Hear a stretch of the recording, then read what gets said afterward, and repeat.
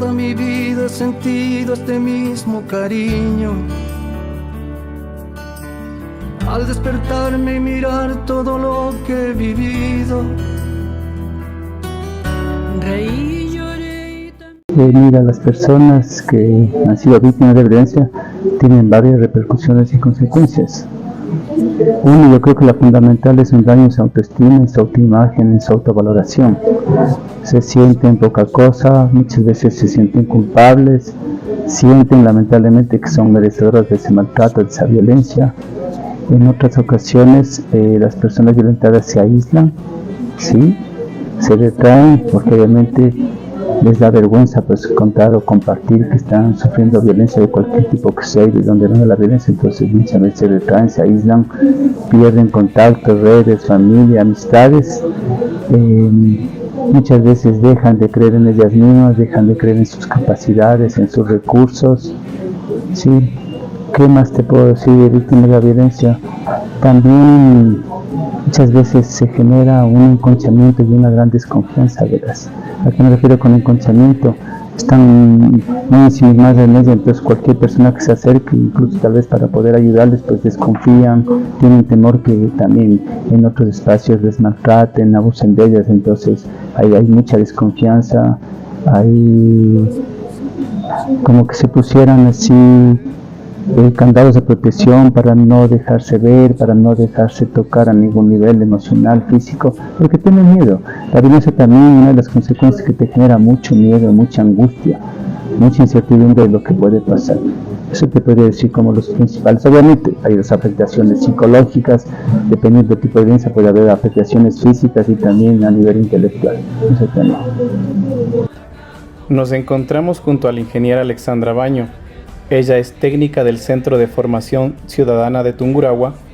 Junto a ella vamos a definir qué es violencia, cuáles son los tipos de violencia que se encuentran reconocidos en la legislación ecuatoriana y a dónde debe acudir una persona adulta mayor en el caso de ser víctima de violencia.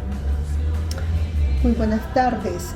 Violencia es cualquier tipo de acción o conducta que cause daño o sufrimiento en otra persona.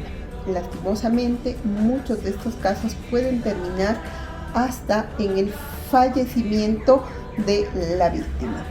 De acuerdo a la Ley Orgánica para Prevenir y Erradicar la Violencia contra las Mujeres, aprobada en 2018, existen 8 tipos de violencia contra las mujeres, mismos conceptos que han sido adoptados por la Ley Orgánica de las Personas Adultas Mayores, que fue aprobada también el 2021.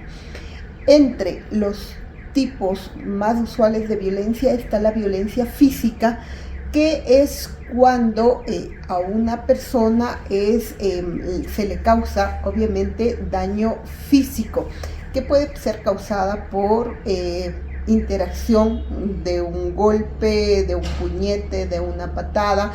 Puede causarse con objetos extraños como correas, cables, piedras, cualquier objeto que pueda impactar sobre el cuerpo y genere una lesión.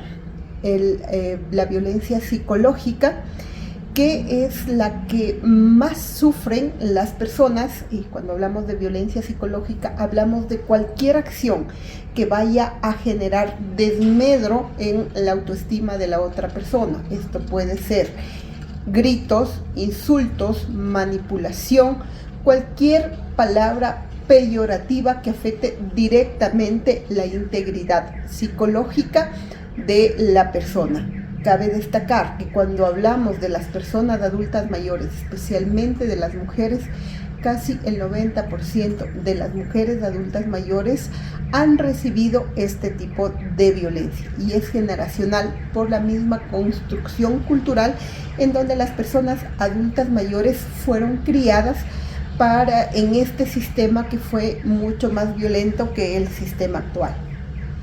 La Ley Orgánica de las Personas Adultas Mayores contempla también dentro de su articulado el abandono como una tipificación para delito o contravención, dependiendo el grado o la afectación que se genere sobre la persona adulta mayor. Hablamos también de la violencia sexual, que tiene diferentes niveles, porque podemos hablar desde acoso sexual, cuando de manera psicológica, a través de insinuaciones, una persona pues está obligando a otra o generando insinuaciones sobre otra persona que no está consensuando recibir esas insinuaciones sexuales, hasta la violación, que ya es un acto físico de penetración, sigue el consentimiento de la víctima. Hablamos de violencia económica o violencia patrimonial, y esto se da muchísimo con las personas adultas mayores, ya que esto es despojar a la fuerza de bienes, de servicios o de recursos a las personas mayores. Y cuando hablamos específicamente de esto con mujeres o personas adultas mayores, por el índice de denuncias presentadas, hablamos de que a través de las herencias, de manipular los pocos ingresos que reciben las personas adultas mayores, las familiares a su alrededor, pues les despojan de su bienestar económico y familiar y económico.